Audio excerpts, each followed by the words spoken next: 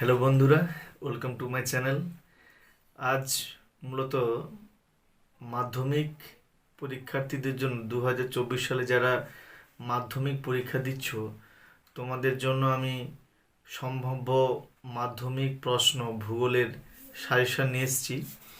তো তোমাদের যে সকল প্রশ্নগুলো আমি সাজেস্ট করব চ্যাপ্টার অনুপাতে 5 মার্ক, 3 মার্ক ও 2 মার্ক, তোমরা ওই প্রশ্নগুলোই আজ থেকে প্রিপারেশন নাও। এগুলো টেস্ট এবং অ্যানুয়াল এক্সামের জন্য প্রযোজ্য।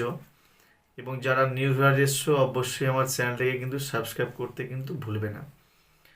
তো শুরু করছি তোমাদের প্রথম অধ্যায় বহির্জাত প্রক্রিয়া ও তার সৃষ্ট ভূমিরূপ। এই অধ্যায় থেকে তোমরা 5 মার্কের পড়বে হিমবাহের ক্ষয়কার্যের ফলে গঠিত ভূমিরূপ চিত্র সহকারে আলোচনা করো।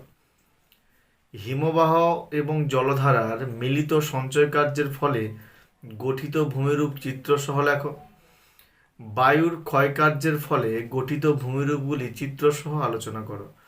3 মার্কের করবে নদীর মোহনায় বদ্বীপ গড়ে ওঠার অনুকূল ভৌগোলিক পরিবেশ, ড্রামলিন ও রসমতানের পার্থক্য, মরু অঞ্চলে বায়ুর কাজ প্রাধান্য লাভের কারণ কি, সুন্দরবনের উপর বিশ্ব উষ্ণায়নের প্রভাব, গিরিখাত ও ক্যানিয়নের পার্থক্য।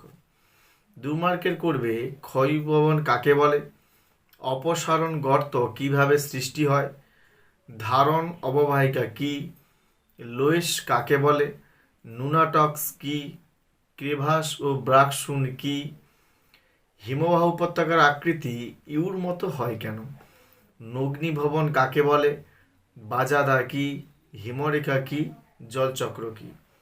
নেক্সট অধ্যায় অর্থাৎ বায়ুমণ্ডল থেকে তোমরা যে সকল প্রশ্ন 5 মার্কের প্রিপারেশন নেবে, উষ্ণতার তারতম্য অনুযায়ী বায়ুমণ্ডলের স্তরবিন্যাস চিত্র সহ আলোচনা করো। বায়ুমণ্ডলের চাপের তারতম্যের কারণগুলি কি, বায়ুর চাপ বলয়ের সাথে নিয়ত বায়ুর সম্পর্ক আলোচনা করো। বিশ্ব উষ্ণায়নের 5টি প্রভাব তোমরা কিন্তু প্রিপারেশন করবে। 3 মার্কে করবে বায়ুমণ্ডল অধ্যায় থেকে ঘূর্ণবাত ও প্রতীপ ঘূর্ণবাতের পার্থক্য, সমুদ্রবায়ু ও স্থলবায়ুর পার্থক্য, বৈপরীত্য উত্তাপ সৃষ্টির কারণ, ভূমধ্যসাগরের জলবায়ু ও মৌসুমী জলবায়ুর পার্থক্য, নিরক্ষীয় অঞ্চলে পরিচালন বৃষ্টিপাত সংঘটিত হয় কেন। নেক্সট 2 মার্কের প্রশ্ন করবে এরোসোল কাকে বলে, ওজোন গহ্বর কি, ইনসুলেশন কি, কোরিওলিস বল কি, ঘূর্ণবাতের চক্ষু কাকে বলে, চিনুক কি, আইটিসিজেড কি, অ্যালবেডো কি। নেক্সট অধ্যায় বায়ুমণ্ডল থেকে 5 মার্কের করবে বিশ্বব্যাপী সমুদ্র স্রোতের প্রভাব, জোয়ার ভাটার সৃষ্টির কারণ।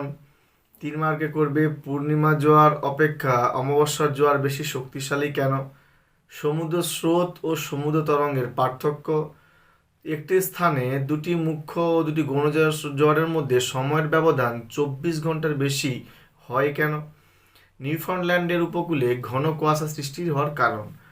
2 মার্কের জন্য প্রিপারেশন নেবে শৈবাল সাগর কাকে বলে, অ্যাপোজি জোয়ার কি, সংযোগ ও প্রতিযোগ অবস্থান কি, বান ডাকা কি, সাঁড়াশাড়ির বান কি। নেক্সট বর্জ্য ব্যবস্থাপনা থেকে তোমরা প্রিপারেশন নেবে। এখান থেকে তো 5 মার্কের প্রশ্ন আসে না, এখানে 3 মার্ক এবং 2 মার্কের প্রশ্ন আসে। 3 মার্কে যে সকল প্রশ্নগুলো করবে বর্জ্য ব্যবস্থাপনার 4R পদ্ধতি কি, এইটা করলে এখান থেকে 4টা পয়েন্টই প্রিপারেশন নিলে এখান থেকে 2 মার্কে হয়তো তোমার পাঠে পেয়ে যেতে পারে।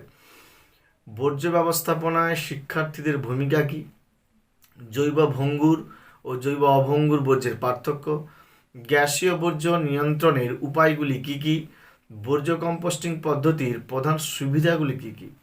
2 মার্কের জন্য প্রিপারেশন নেবে ভরাটকরণ বা ল্যান্ডফিল কি, স্ক্যাবার কি, ম্যানিওর পিট বলতে কি বোঝো, ই ওয়েস্ট কি, ইউট্রোফিকেশন কি, বিষাক্ত বর্জ্য বিষহীন বর্জ্যের উদাহরণ, ভার্মি কম্পোস্টিং কি। এরপর ভারত অধ্যায় থেকে তোমরা 5 মার্কে যে সকল প্রশ্নগুলো প্রিপারেশন নেবে, প্রস্থ বরাবর হিমালয়ের শ্রেণীবিভাগ আলোচনা করো, ভারতের পূর্ব উপকূল ও পশ্চিম উপকূলের পার্থক্য লেখো, ভারতে কৃষ্ণ মৃত্তিকা ও পলিমৃত্তিকার অবস্থান ও বৈশিষ্ট্য লেখো, ভারতের স্বাভাবিক উদ্ভিদের উপর জলবায়ুর প্রভাব আলোচনা করো। পশ্চিম ভারতে কার্পাস বন শিল্পের কেন্দ্রীভবনের কারণ কি? যে কোনো একটা ভৌগোলিক পরিবেশ আসে, তোমাদের তিনটা চয়েস করেছি, ইক্ষু করবে, চা করবে এবং গম করবে। নেক্সট প্রশ্ন, পূর্ব মধ্য ভারতে লৌহ ইস্পাত শিল্প কেন্দ্রীভবনের কারণ। ভারতের অর্থনীতিতে পরিবহন ব্যবস্থার গুরুত্ব কী?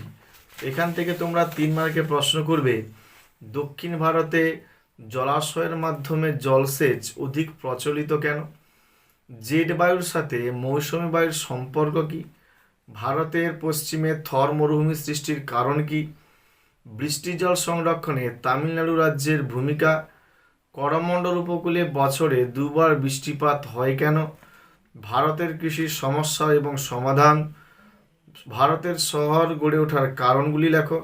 মৃত্তিকা ক্ষয়ের কারণ এবং সংরক্ষণের উপায়গুলি লেখো। ভারতের নগরায়নের সমস্যাগুলি কি কি? ভারতের রেলপথ এবং সড়কপথের সুবিধাগুলি লেখো। মানব জীবনে হিমালয়ের প্রভাবগুলি লেখো। নেক্সট 2 মার্কের প্রশ্ন করবে, দুন বলতে কি বোঝো? বেড কি? পশ্চিম ঝঞ্ঝা কি? মৌসুমী বিস্ফোরণ কি?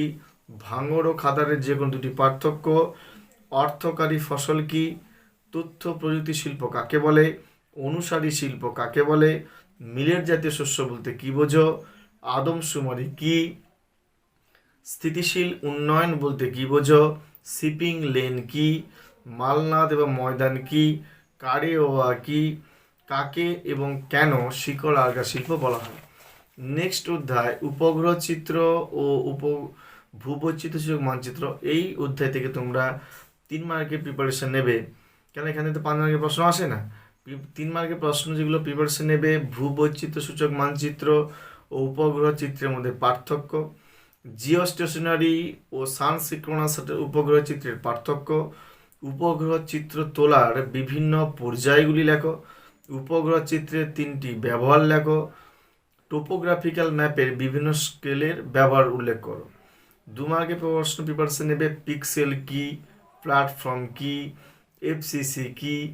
আরএফের দুটি সুবিধা, জিপিএস কি? দূর সংবেদন কি? ভূবৈচিত্র্য সূচক মানচিত্র কাকে বলে? সেন্সর কি? এবং ম্যাপের যে সাজেশান, এগুলো কিন্তু আজকে আমি তোমাদের বলছি না, নেক্সট ভিডিওতে আমি অবশ্যই বলবো। তো যেগুলো 5 মার্ক, 3 মার্ক, 2 মার্কের প্রশ্নগুলো বললাম, তোমরা আজ থেকেই প্রিপারেশান নাও। এগুলো টেস্ট এবং বোর্ড এক্সামে কিন্তু অবশ্যই কিন্তু এর মধ্যে তোমরা কমন পেয়ে যাবে। আবার পুনরায় বলি, যদি আমার ভিডিওটি ভালো লেগে থাকে অবশ্যই লাইক, কমেন্ট, শেয়ার করতে কিন্তু তোমরা ভুলবে না।